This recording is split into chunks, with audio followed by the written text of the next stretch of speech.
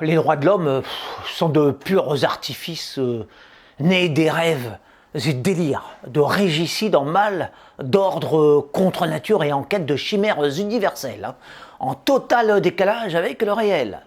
Chaque créature de Dieu est unique en réalité. Aucun mortel ne ressemble à un autre individu. Par essence, votre prochain, qu'il soit ami ou ennemi, est toujours différent de vous-même. Enfin, voire l'exact contraire. Sinon, il serait simplement votre clone, votre reflet, votre parfaite réplique. Or, une ombre anonyme, semblable à une pauvre forme, tout aussi neutre, n'a rien d'humain. L'égalité, ce n'est pas pour ce qui palpite, mais pour ce qui est froid, mort, inerte. Ce qui vit est nécessairement inégal, variable, oppresseur, féroce et illégitime pour ce siècle épris d'uniformité. Être l'égal d'un moribond, d'un idiot, d'un génie, d'un porteur d'uniforme, d'un nudiste, d'un cul-de-jatte, d'un roi, d'un nouveau-né, d'un mendiant, d'un voleur ou d'un milliardaire. Voilà un statut digne d'un robot incapable de penser par lui-même, de vous aimer ou de vous haïr, de vous nuire ou de vous caresser, de s'humilier à vos pieds ou de s'élever au-dessus de vous. Valoir un tas de ferraille, ne pas dépasser un amas de fumier, peser autant qu'un tonneau vide, tourner aussi vite que les pales d'un moulin à vent, se niveler scrupuleusement au niveau d'un horizon de platitude, tels sont les sommets dont sont capables les machines, les automates, les mécaniques. Enfin, c'est bien là le champ de navet indépassable à la seule portée de ce qui est dépourvu de conscience. L'homme fait bien mieux, il vise la supériorité. La moyenne, c'est pour les médiocres, les minables, les endormis, non pour les éveillés.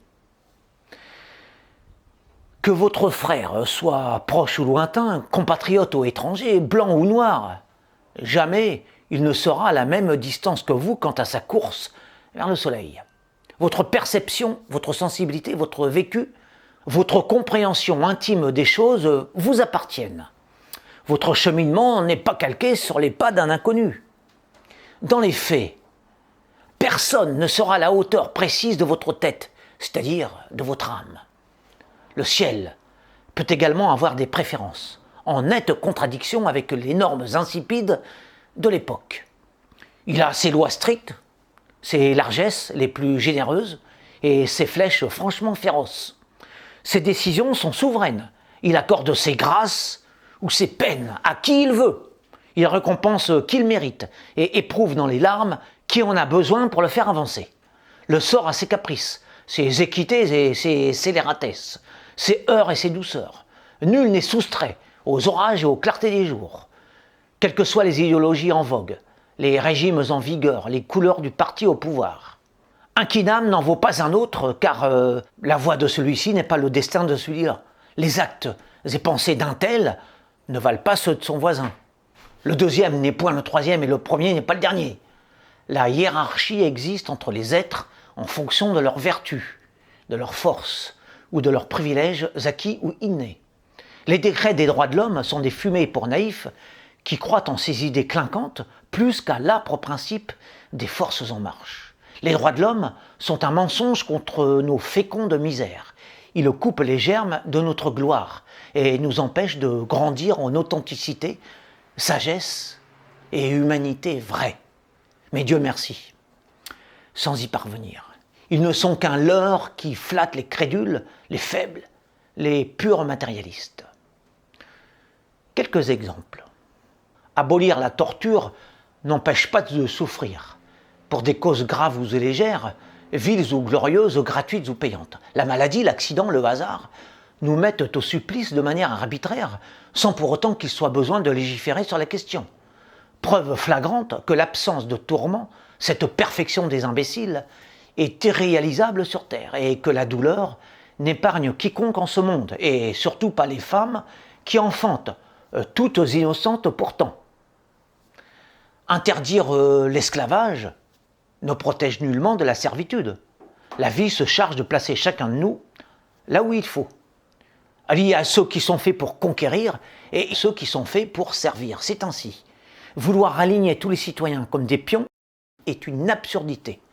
Ils n'ont ni les fonctions, ni les capacités, ni les génétiques identiques.